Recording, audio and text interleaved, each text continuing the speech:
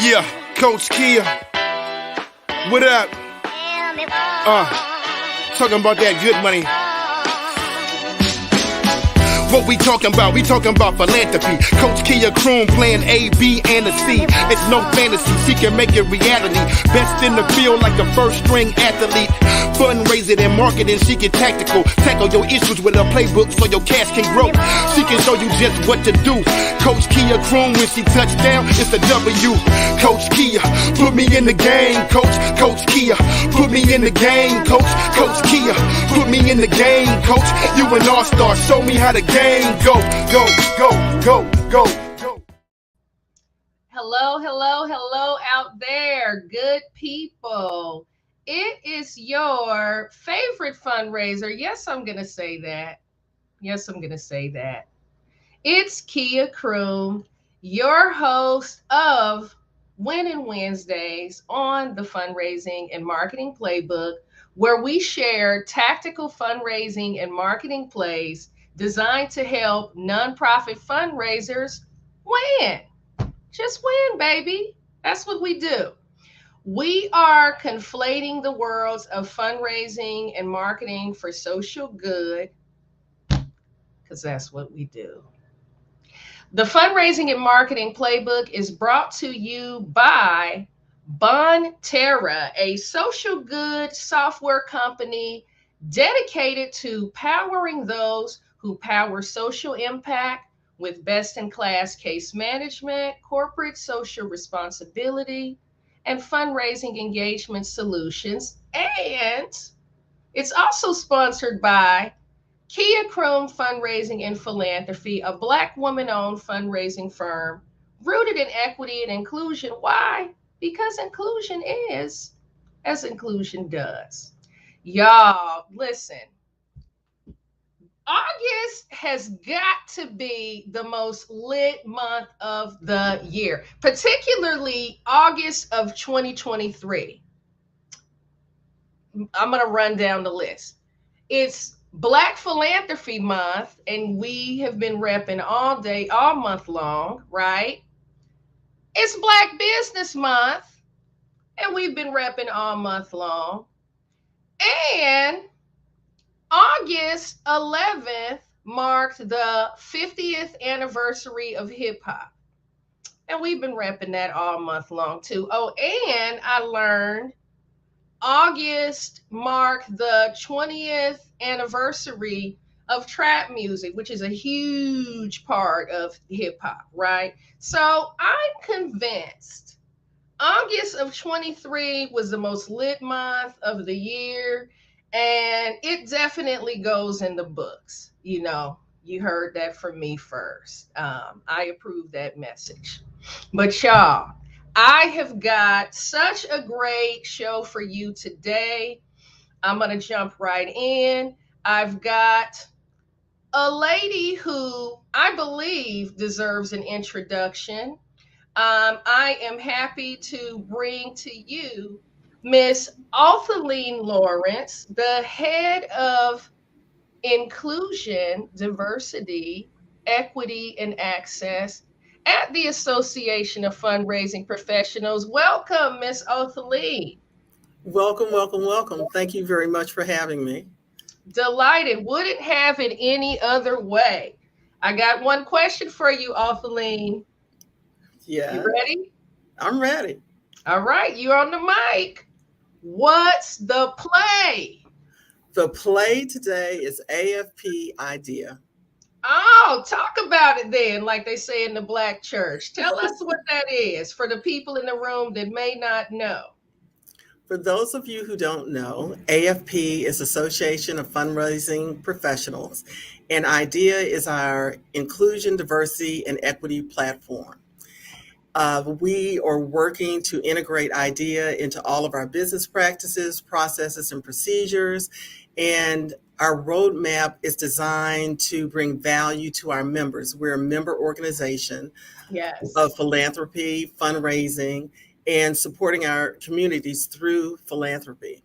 I love it. So if you're interested in joining as a member, we welcome you aboard. We have extensive training and learning opportunities for you. We're very serious about IDEA. Bringing me on staff and having a dedicated person to further this work is an indication of it. However, AFP began its IDEA work as far back as the early 1990s. Okay. So you've given us a mouthful, and I want to got a couple of questions. But first off, let me say, so I consider the AFP to be like that preeminent organization for fundraisers, right? Nonprofit Yes. fundraisers. I'm a proud member. Hadn't always been a member, right? Mhm. But as of late, I've been really, really digging and engaging with AFP, particularly because I'm energized by what the AFP is doing Mhm. with regard to ideas, right? With regard to equity, diversity, inclusion, access, um, amplifying the voices of fundraisers and philanthropists of color. I think that that's important. Having had lived experience in fundraising and nonprofits for more than 20 years, it wasn't always the most diverse space. Mhm. I'm just going to put a pin in that, folks. And, I know that there are folks on the line. Shout out to you if you're on the line that may concur. So for me, this commitment to ideas, having your role instituted there. I understand your role is relatively new. I'm just so delighted to know that you're there. And I'm really encouraged by what you're looking to do, by your leadership, what you and AFP have got up your sleeves, for the coming year. I mean, I'm just really excited, right? And glad to be in company with you. Can you talk a little bit about what are some of the ways that folks can engage that want to support this work, members that is? Well, first of all, I like to put it out there. I've been in this position for 3.5 months. And as far as my background is concerned, this is my first exposure to philanthropy Mm, and fundraising. okay. However, IDEA is transparent and it applies to all markets, all spaces. Yes. So I feel comfortable in this space, bringing my skills and expertise in this area. So coming on board, uh, being new to philanthropy and AFP in particular, it resonated with me extremely well that the foundational work and the premise of what AFP stands on has to do with relationships. Okay. So my approach in the implementation of IDEA is through relationships. How Yeah. are we serving one another? How are we being responsive to other people's needs and their priorities, engaging, making sure that there's access and that we're bringing diverse people to the table, not only to find out what it is they like or don't like or recommendations they have, but being active participants in a leadership role where they're also movers and shakers and idea makers. No, I love that. And I got my full disclosure. I got my first engagement with the ideas, with the what will we call it? The idea strategy Mhm. with the most recent survey that Mhm. came out a couple of years ago. And for those of you that may not be aware, I produce another podcast entitled the Black Fundraisers Podcast. And Yes. Birgit joined me on an episode, and we unpacked the ideas survey results, right? We just, what we could in a 30-minute segment, if you will, Mhm. right? Birgit and I talked about some of the data points that came out of that study, particularly the lived in experience that fundraisers of color were having, right? We Mhm. saw things like, feedback, like, and you can access the study, good people. Perhaps I'll share it via LinkedIn and my various Mhm. platforms a little bit later. If my memory serves me, that research is about 2 years old, but it just really shed light on some of the lived experiences our colleagues were having. One particularly concerning Mhm. data point was a significant, I mean, we're talking more than 50 some odd percent of survey respondents of color said that they had experienced some form of racism or Mhm. discrimination in the workplace, right? And, it was just one of those things that was just very, very telling. And I remember having conversations with Birgit and a few other fundraisers in the space about, how startling that research, how Mhm. startling that data point is. But even beyond that, what a significant loss the fundraising and philanthropy community would realize with this rich, diverse talent having these experiences and leaving, their workplaces or even the sector, because there's a variety of research, a variety of data points that show that, like, women of color, for instance, have been leaving workplaces like 90 going north because they were not experiencing lived in inclusion. Now, those data points Mhm. aren't exclusive to the nonprofit sector Right. or the philanthropic space, right? But I think that we're seeing some of that attrition in this sector. You're looking at a person that left the marketplace, if you will, or left working for an organization and pivoted to being a full-time entrepreneur, CEO of my own firm, because I didn't want to continue to contend with some of those dynamics, right? With some of that unconscious Mhm. bias that plays out in the interviewing stage. When we're out here putting our best foot forward, applying for these VP roles, CDOs, executive directors, etc. So what I'm saying is, I'm appreciative that AFP has created this space and just really have the highest of hopes and expectations Yes. for what is to come, right? Mhm. I know that you're relatively new in the role, but I'm wondering, Othaline, can you give us just a 50-foot Mhm. high level? Like, what are some things that we can get excited about and anticipate, with all this wonderful Right. news?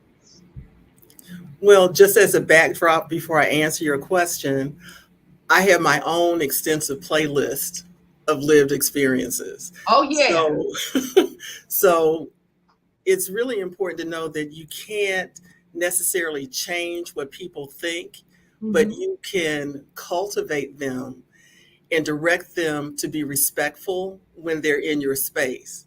You know, Right. what people do outside of your space, you really don't have control over. But when we talk about relationships, when we're one on one, eyeball to eyeball, we're going to respect each other. That's We should right. value the other person's opinion, whether we agree or not, because their truth is their truth. And a lot of times we don't look behind what the truth is to find out what is triggering that perspective. So in relationship building, it's important to, get a deep dive and just see where the person is coming from so you know how to maneuver.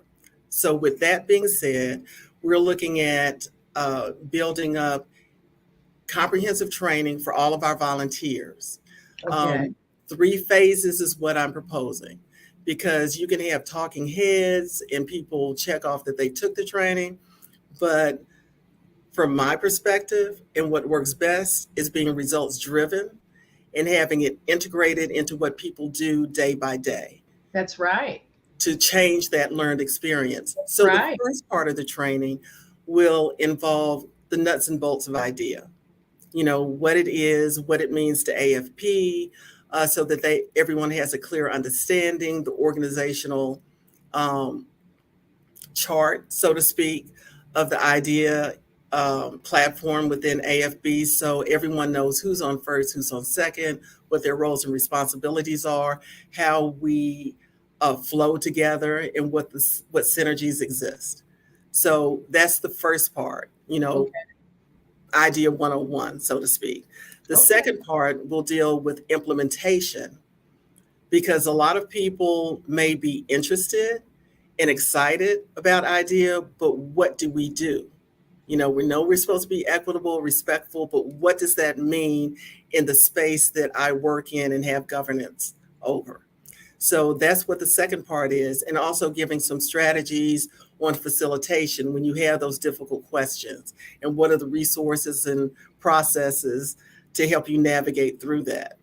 Then the third part has to do with accumulation of everything we learned, and what have you done since part A and B, or one and two, or phase one or two, Mhm. and how has that been working for you? What lessons have you learned? And having some case studies and open discussion on what are some best practices. And Okay. also, as volunteers, how to take care of yourself, you know, knowing when to say no, what your limits are, preserving your own sanity and your comfort zone, and you know, keeping yourself together so you can better serve others. So education is very key. The second is that we're looking into having a network of chapter idea chairs, you know, Okay. for every chapter globally, so that we can all know each other to help with the implementation of idea principles and practices and policies, to learn from them, find out kind of beforehand, before things blow up, what are your needs? What are you experiencing? What type of resources are we not um, providing you? What is working well? So it's very important to have that network and have that community so that you can share and support and build. So those are two primary things, which all bring value to our members. Tremendous value. A couple of things that you shared are really resonating strongly with me. Mhm. Number one, the education piece, because let's be honest, there, I would venture, are folks that are in the community that may not be so aware or astute of, what AFP is really looking to achieve Mhm. vis-a-vis ideas, right? And might be abashed to say about saying that, right? Mhm. So, kind of leveling and offering that education, I think is pretty amazing, right? Giving everybody those nuts and bolts. But not only that, I'm hearing you say that there's some real intentionality around Mhm. implementation or operationalizing ideas, Mhm. right? Which is a huge part of, or should be a huge part of any strategy when we're talking about equity and inclusion, Mhm. right? A lot of time where that breakdown takes place, it's not folks saying, okay, we're committed. Well, there are some folks, let's be honest, True. maybe not in our space, maybe definitely not in our space. No, I'm kidding, that are a little late to the party in terms of declaring their commitment to equity, diversity, and inclusion, right? Usually, when people get to me, because I am a DEI champion and have Mhm. formal training, like you, and lived experience, right? Which is another thing I want to speak to. Um, what I'm hearing you say is that implementation, documenting like institutional knowledge and brain trust vis-a-vis case studies, documented best practices, intentionality about really lifting up what's working for folks. And we know as part of that, what are we going to hear? What ain't working, right? Yeah. We get two sides of the coin. And then I really, really like the fact that, these roles, these chairs, these champions, right? That will help to not only promulgate and drive this, right? But it sounds to me like there's some, is it safe for me to say, like, a check and balance or accountability? I'm feeling like there's some real teeth being applied to this strategy. You bring up a very good point because we are looking at processes and procedures, including our application process for the fellowships and other opportunities we have to ensure that they're equitable and that we have criteria so that we can demonstrate that there's no bias in the distribution of the information as well as the review of the applications. So when you look at processes and procedures, you have a great opportunity to increase equity and accessibility and opportunity to a wide range of people. So that is one area. The other area, building on the education piece, is that giving people something to do to implement.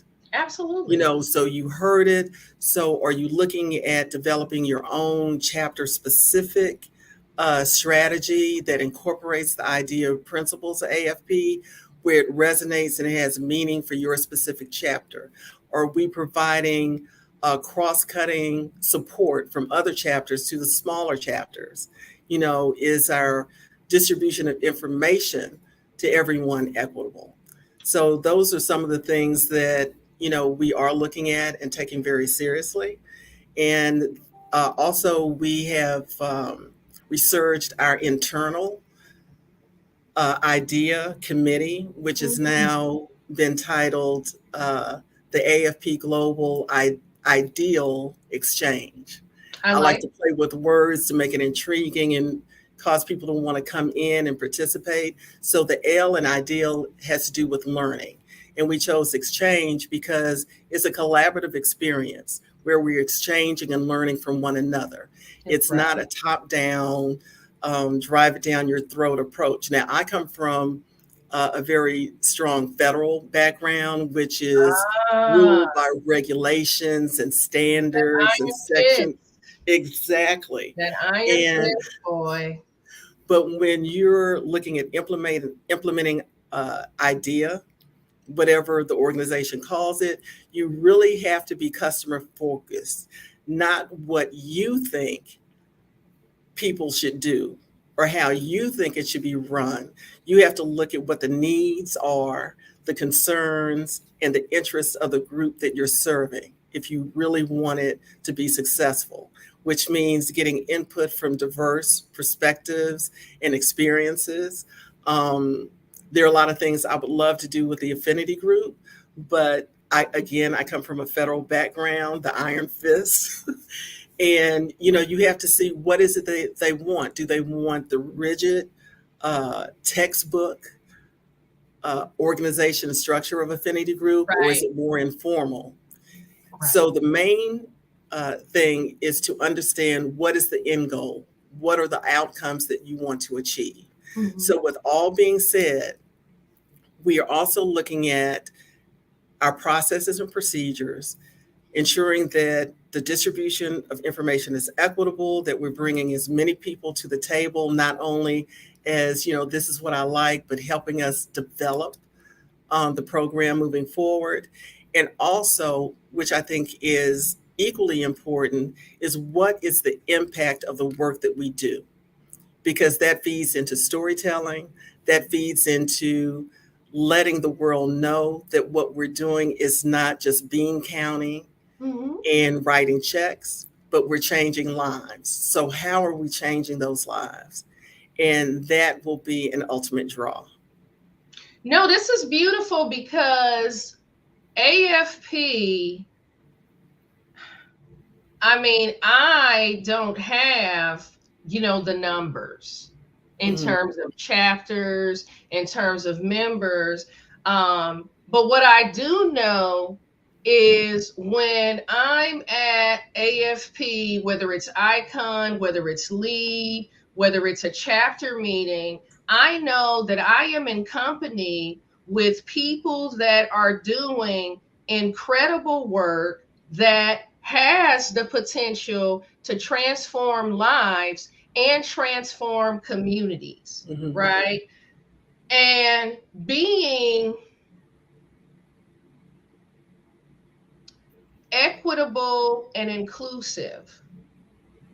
Research shows that in this market, in the job market currently, folks want to work in environments where they believe they will experience inclusion, where they believe they will have a sense of belonging and voice, right? So working in the company of fundraisers and leaders and EDs and CEOs that are working inside organizations that are literally shepherding communities and organizations that literally have communities on their shoulders and on their backs. There are members that operate programs that are literally feeding hungry children. Exactly. That are literally ensuring that older adults enjoy health equity and have access to medicines that they need.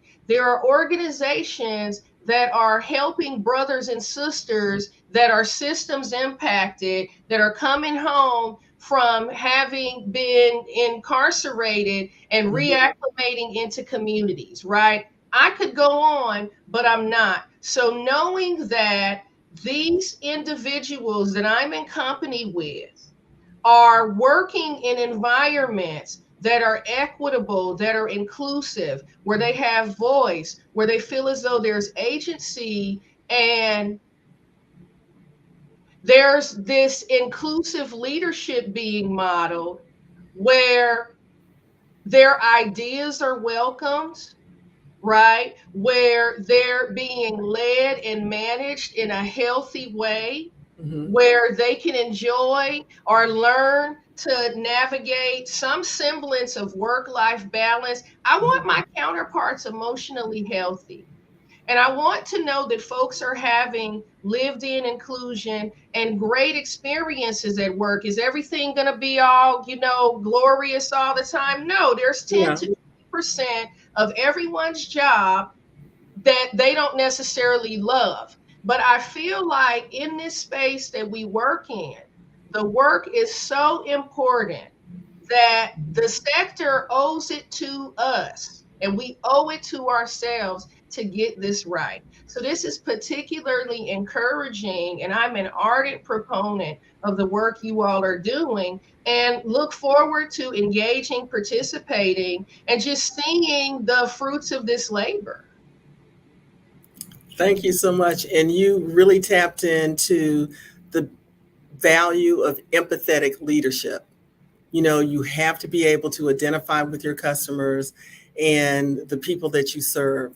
And there is a quote that I just cherish and is somewhat my mantra. It's by Toni Morrison.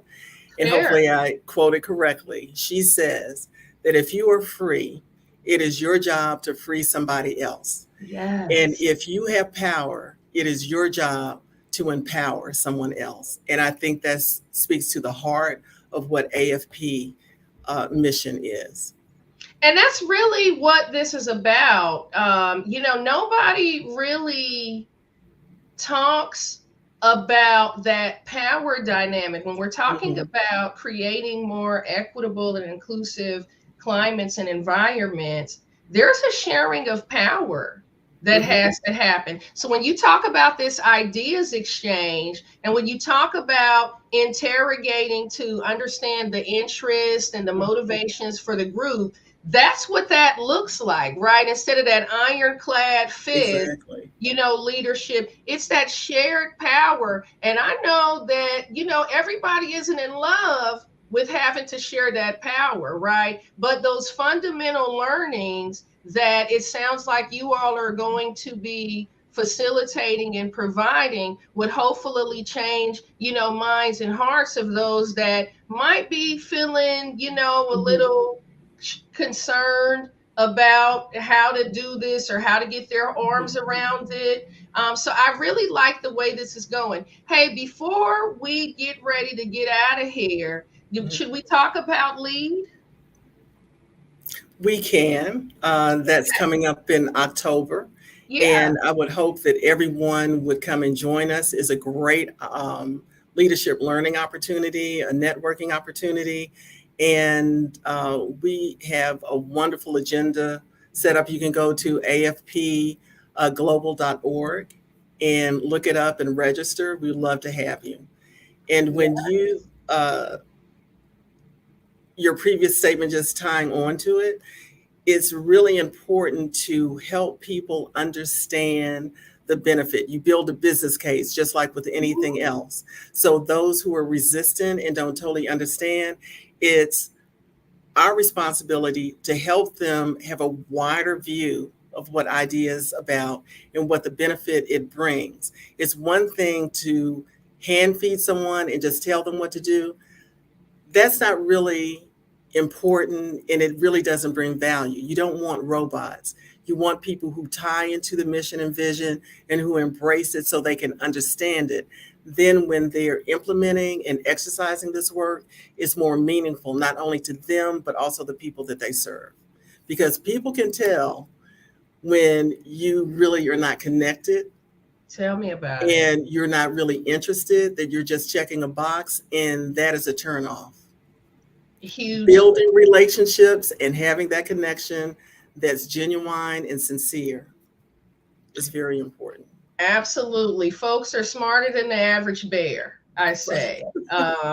And folks are really hip to these insular, um, performative Hmm. theatrics that we've seen, not in the nonprofit and the philanthropy space, no, right? In every other space. But I mean, folks are, across the board, it doesn't matter whether we're talking nonprofit, Hmm. philanthropy, corporate, faiths, folks are hip to that, song and dance, and they're not drinking the Kool-Aid. Right. So I encourage folks to really search their minds and hearts and find their North Star in this, because if you're half stepping it, there was a rap song in the 90s. I think it was Big Daddy Kane. Ain't no half stepping. Ain't no half stepping. You're either in it to win it or you're not.